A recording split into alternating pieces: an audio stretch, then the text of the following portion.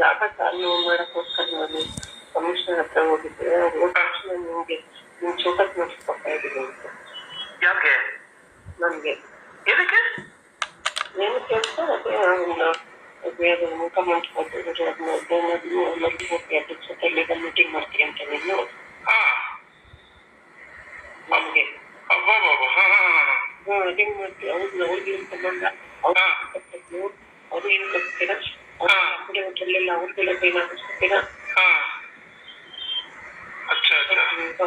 ಕೊಡ್ತಾ ಇದ್ದೀನಿ, ಆಕ್ಷನ್ ಕೊಡ್ತಿದ್ದೀನಿ. ನಾನು ಸ್ವಾಗತ ಆ ಥರ ಮಾಡೋದು.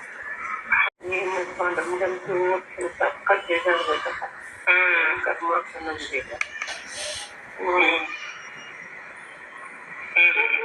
ಏನಿದೆ ಲೆಟರ್ ನೋಡ್ಕೊಂಬೋ.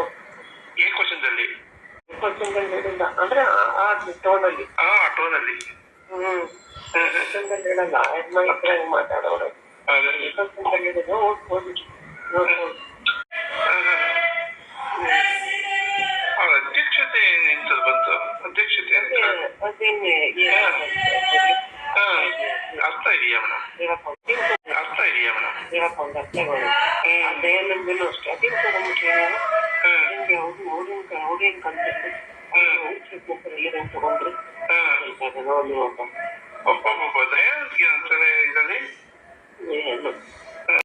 ಕೇಳಿದ್ರ ಬಂಧುಗಳೇ, ಇವತ್ತು ಮುಜರಾಯಿ ಇಲಾಖೆಯ ಕೇಂದ್ರ ಕಚೇರಿಯಲ್ಲಿ ಮತ್ತು ಒಟ್ಟಾರೆ ವ್ಯವಸ್ಥೆಯಲ್ಲಿ ಎಂತೆಂತಹ ಮಹನೀಯರಿದ್ದಾರೆ, ಇಡೀ ನಾಗರಿಕ ಸಮಾಜ ತಲೆ ತಗ್ಗಿಸುವಂತ ವ್ಯಕ್ತಿಗಳಿದ್ದಾರೆ ಅಂತನ್ನೋದಕ್ಕೆ ಈ ವ್ಯಕ್ತಿ ಯಾರು ಆಯುಕ್ತ ಅನ್ಸ್ಕೊಂಡಿರುವಂತ ಈ ವ್ಯಕ್ತಿ ನಿಜವಾಗ್ಲೂ ಇಲಾಖೆಗೆ ಮೇಲ್ಪಂಕ್ತಿನೇ. ಬನಶಂಕರಿ ದೇವಾಲಯದಲ್ಲಿ ಮುಖಮಂಟಪಕ್ಕೋಸ್ಕರ 65 ಲಕ್ಷ ರೂಪಾಯಿ ಒಬ್ಬ ಸೇವಾಕರ್ತರ ಹತ್ರ ತಗೊಂಡು ನುಂಗಿ ನೀರು ಕುಡಿದಿದ್ದಾರೆ. ಶ್ರೀನಿವಾಸ ಮೂರ್ತಿಯಿಂದ ಮೇಲಧಿಕಾರಿಗಳವರು ಯಾರ್ಯಾರು ಹಂಚ್ಕೊಂಡಿದ್ದಾರೆ ಇವತ್ತಿಗೂ ತನಿಖೆ ಮಾಡಲಿಲ್ಲ. ಇವತ್ತು ಒಳಗಡೆ ಎಂಟ್ರಾಗ್ತಿದ್ದಂಗೆ, ದೇವಾಲಯಕ್ಕೆ ಎಂಟ್ರಾಗ್ತಿದ್ದಂಗೆ ಅನಾಥವಾಗಿದೆ. ನಾವು ನಿಜವಾದ ದೇವಾಲಯಕ್ಕೆ ಹೋಗ್ತಿದೀವೋ ಯಾವ ತಿಪ್ಪೇಗುಂಡಿಗೆ ಹೋಗ್ತಿದೀವೋ ಅಂತ ನಮಗೆ ಆಶ್ಚರ್ಯ ಆಗುವಂತ ಸ್ಥಿತಿ ನಿರ್ಮಾಣ ಆಗಿದೆ. ಈ ಮಹನೀಯರುಗಳಿಗೆ ಮಾತಿನ ಮೇಲೆ ಪ್ರಜ್ಞೆನೇ ಇಲ್ಲ. ಪ್ರಾಮಾಣಿಕ ನೌಕರರು ಮತ್ತೆ ಪ್ರಾಮಾಣಿಕ ಅಧಿಕಾರಿಗಳು ತುಂಬಾ ಕಡಿಮೆ ಇರುವಂತದ್ದು.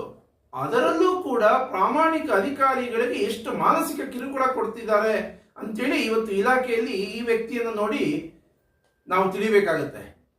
ಆಪಾದಿತ ಭ್ರಷ್ಟ ಅಧಿಕಾರಿಗಳಿಗೆ ಇಲಾಖೆಯಲ್ಲಿ ಸರ್ಕಾರದಲ್ಲಿ ಸಂಭಾವನೆ ತಗೊಳ್ಳುವಂತ ಯೋಗ್ಯತೆ ನೈತಿಕತೆ ಎರಡೂ ಇಲ್ಲ. ನೀವು ಮುಖಮಂಟಪವನ್ನ ಸರಿ ಮಾಡಿ, ಮುಖಮಂಟಪವನ್ನ ಈಗಾಗಲೇ 2 ವರ್ಷ ಆಯಿತು, ನಿಮಗೆ ಯೋಗ್ಯತೆ ಇಲ್ಲ ಅಂತೇಳಿ ನಾನು ಹಣ ಕೊಡ್ತೀನಿ, ಅದನ್ನಾದ್ರೂ ಮಾಡಿ. ಇವೆಲ್ಲ ನಿಜಕ್ಕೂ ಹೇಳಬೇಕು ಅಂದ್ರೆ ನಾಗರಿಕ ಸಮಾಜದ ಮಧ್ಯದಲ್ಲಿ ಬದುಕೋದಿಕ್ಕೆ ನೈತಿಕತೆ ಇಲ್ಲದ ವ್ಯಕ್ತಿಗಳು. ಅವನ್ಯಾರ ಕೆಲಸಕ್ಕೆ ಬಾರದವನು, 2 ಅಡಿ ಇಲ್ಲ. ಲಕ್ಷ್ಮೀ ಮೇಡಮ್ನ ಪ್ರಾಮಾಣಿಕತೆಯ ಬಗ್ಗೆ ಪ್ರಶ್ನೆ ಮಾಡ್ತಾನೆ. ಮಲ್ಲೇಶ್ವರದಲ್ಲಿ ಭಿಕ್ಷೆ ಬೇಡ್ಕೊಂಡು ಇಲಾಖೆಗೆ ಮೋಸ ಮಾಡ್ತಾ ಕಾಲ ಕಳೀತಿರುವಂತ ವ್ಯಕ್ತಿ.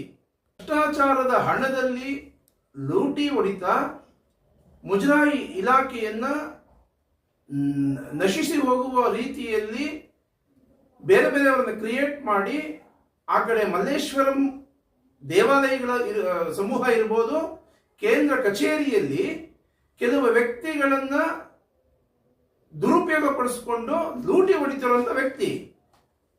ನಾಲಿಗೆಯ ಮೇಲೆ ಇಳಿತಾ ಇರಲಿ. ನಿಮ್ಮ ಮೇಲಧಿಕಾರಿಗಳ ಬಗ್ಗೆ ಮಾತಾಡಬೇಕಾದ್ರೆ ಮೈ ಮೇಲೆ ಜ್ಞಾನ ಇಟ್ಕೊಂಡು ಮಾತಾಡಬೇಕು. ಯಾವ ನೈತಿಕತೆ ಇದೆ ರೀ ನಿಮಗೆ ಈ ತರ ಎಲ್ಲ ಲಕ್ಷ್ಮೀ ಮೇಡಮ್ ಬಗ್ಗೆ ಮಾತಾಡೋದಕ್ಕೆ? ಮುಜರಾಯಿ ಇಲಾಖೆಯಲ್ಲಿ ಅಧಿಕಾರಿಗಳಿರ್ಬೋದು, ನೌಕರರಿರ್ಬೋದು, ಪ್ರಾಮಾಣಿಕತೆಯನ್ನು ಬೆಳೆಸ್ಕೊಳ್ಳಿ. ಇಡೀ ಸಮಾಜವನ್ನು ನೋಡಿ.